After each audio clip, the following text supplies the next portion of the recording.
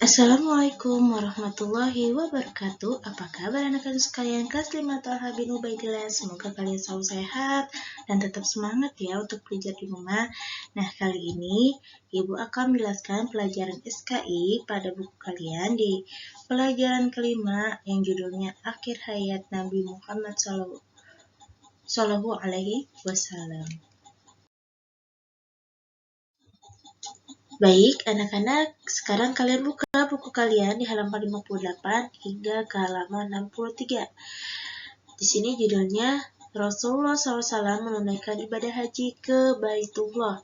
Rasulullah SAW menyempurnakan Islam dengan ibadah haji ke Ka'bah di Mekah pada tahun ke-10 Hijriah. Pada tanggal 25 Zulkaidah tahun ke-10 Hijriah, Rasulullah bersama lebih dari 90.000 kaum muslimin berangkat menuju Mekah untuk melaksanakan ibadah haji. Nah, ketika dalam perjalanan menuju Mekah, kaum muslimin jumlahnya mencapai hingga tidak kurang dari 124.000 orang, baik berjalan kaki maupun mengendarai unta. Ibadah haji yang dilakukan Rasulullah SAW menjadi pedoman kaum muslimin dalam menjalankan manasik haji.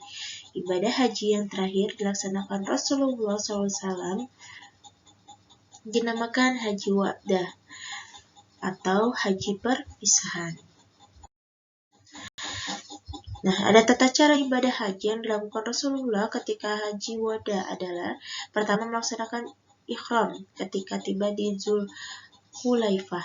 Yang kedua, setelah melaksanakan sholat zuhur dan asar di Qasr, Rasulullah membaca talbiyah untuk memulai haji dan umroh.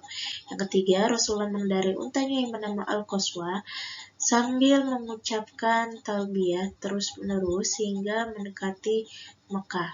Rasulullah yang keempat ini singgah dan bermalam di Zulhulaifah. Yang kelima, setelah sholat subuh dan mandi, Rasulullah memasuki Mekah dengan menempuh perjalanan selama 8 malam. Yang keenam, Rasulullah memasuki Masjidil Haram dan melakukan tawaf. Ketujuh, Rasulullah melakukan sya'i antara Safa dan Marwah tanpa bertahlul karena melakukan haji qiran atau haji umrah. Jadi ketika Rasulullah melaksanakan haji wada ini, ternyata Rasulullah melaksanakan haji qiran, yaitu dari haji dan umrohnya dijadikan satu ya anak-anak. Nah, kemudian Rasulullah menetap di Al-Hijun dan tidak lagi melakukan tawaf kecuali tawaf untuk haji, jadi bukan tawaf umroh ya. Itu yang ke-8. Yang ke-9, pada tanggal 8 Zulhijjah, yaitu hari Tarwiyah, Rasulullah menuju Mina dan sholat duhur hingga subuh di sana. Yang ke-10, ketika matahari tergelincir atau terbenam, Rasulullah berangkat ke Arafah untuk wukuf. Yang ke-11 nih anak-anak, Rasulullah menyampaikan khutbah di depan 124.000 umat muslim yang disebut dengan khutbah wada. Jadi khutbah yang dilakukan di terakhir Nabi Muhammad ini adalah dinamakan khutbah wada. Nah, yang ke-12, setelah khutbah Rasulullah melaksanakan sholat zuhur dan asar secara jamak takdim. Yang ke-13, sebelum matahari terbit, Rasulullah berangkat dari Muzdalifah menuju Mina untuk melontar batu yang disebut jumroh. Yang ke-14, dari tempat jumroh Rasulullah menuju tempat penyembelihan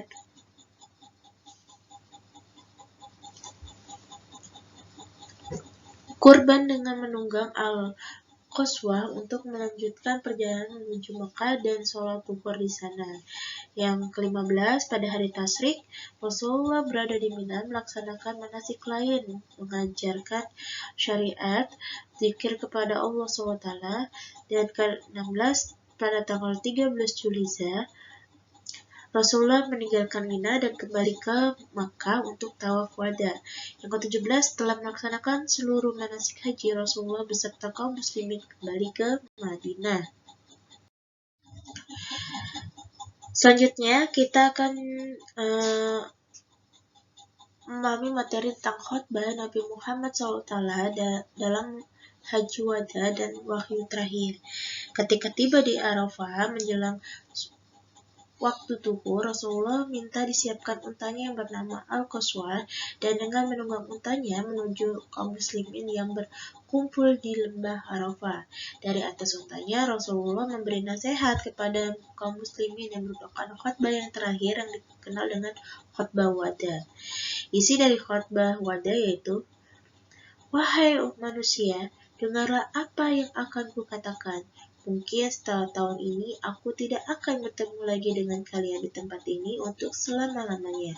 Wahai manusia, sesungguhnya darah dan harta kalian adalah suci, sebagaimana sucinya hari dan bulan sekarang ini di negeri kalian ini. Wahai manusia, sesungguhnya aku telah menyampaikan risalah ini.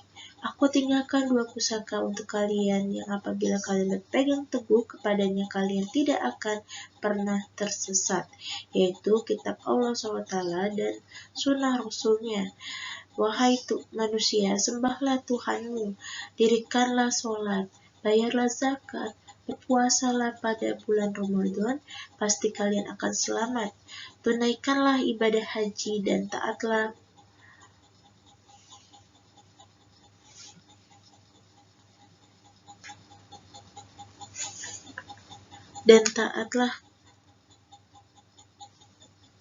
pemimpin kalian, niscaya kalian akan masuk surga."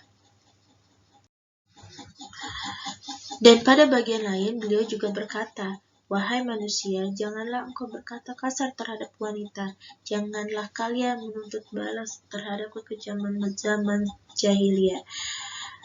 Janganlah kamu mengambil keuntungan dari apa yang kamu pinjamkan, dan janganlah kamu kembali menjadi kafir sepeninggalku nanti. Sesungguhnya seorang muslim dengan muslim yang lain itu bersaudara. Oleh karena itu haram seseorang mengambil harta saudaranya sendiri kecuali dengan jalan yang hak. Kamu semua adalah keturunan Nabi Adam, dan Nabi Adam diciptakan dari tanah. Sesungguhnya orang yang paling mulia di sisi Allah SWT adalah orang yang bertakwa di antara kamu." Nasihat yang disampaikan Rasulullah SAW ini dalam khutbah wada membuat ribuan kaum muslimin yang berkumpul dengan penuh tunduk dan ketaatan. Nasihat yang diucapkan Rasulullah SAW ini ditirukan dengan keras oleh Rafi bin Umayyah bin Khalaf agar terdengar oleh semua jamaah. Rasulullah mendapatkan wahyu terakhirnya setelah menyampaikan khutbah dalam Quran Surah Al-Maidah ayat ke-3 yang bunyinya, bisa kalian lihat di halaman 61. Bismillahirrahmanirrahim. Al-yawma akmaltu lakum dinakum wa atmamtu alaikum ni'mati wa raditu lakumul Islam dinan. Yang artinya, pada hari ini telah aku sempurnakan agamamu untukmu dan telah aku cukupkan nikmatku bagimu dan telah aku ridhoi Islam sebagai agamamu. Mendengar wahyu terakhir, Abu Bakar As-Siddiq menangis terharu bahwa Rasulullah telah selesai tugasnya dan Rasulullah kembali kepada Allah SWT. Setelah khutbah, Bilal diminta mengumandangkan azan dan iqamah untuk sholat zuhur jamaah yang diimamkan oleh Rasulullah SAW, dan Bilal mengumandangkan iqamah lagi pada saat sholat asar berjamaah yang diimamkan oleh Rasulullah juga. Nah, kemudian ada judulnya yang terakhir ini adalah menjelang detik-detik wafatnya Rasulullah SAW. Ketika wahyu terakhir turun, umat Islam sudah merasakan bahwa tugas Rasulullah SAW telah berakhir dan membuat khawatir kalangan umat Islam karena kehilangan pemimpin yang mereka cintai. Pada akhir bulan Safar tahun ke-11 Hijriah, Rasulullah Ta'ala menghadiri pemakaman seorang muslim di Baqi, pekuburan muslim di Madinah. Dan perjalanan pulang setelah tajia, Rasulullah merasakan sakit kepala dan demam selama 13 hari. Ketika memasuki hari ke-11, semenjak sakit Rasulullah tidak sanggup mengimami sholat Isya berjamaah dan memerintahkan agar Abu Bakar Asy-Siddiq untuk mengimami sholat berjamaah di masjid. Sejak saat itu hingga Rasulullah SAW wafat, Abu Bakar Asy-Siddiq menggantikan Rasulullah menjadi imam sholat berjamaah di Masjid Nabawi. Aisyah radhiyallahu an, istri Rasulullah, meminta sampai beberapa kali agar Rasulullah menunjuk orang lain untuk menjadi imam selain ayahnya, Abu Bakar Asy-Siddiq, tetapi permintaan selalu ditolak Rasulullah SAW.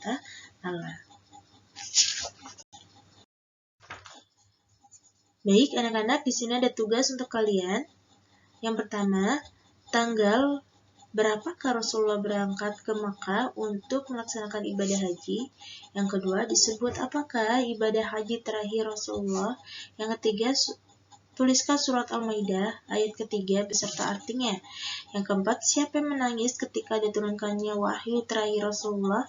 Yang kelima, di manakah Rasulullah menghadiri pemakanannya? Baik, terima kasih anak-anak sudah mendengarkan penjelasan Ibu hari ini. Apabila Ibu ada salah kata saat memberikan penjelasan, mohon dimaafkan. Akhir kata, wabillahi taufiq wal hidayah. Wassalamualaikum warahmatullahi wabarakatuh.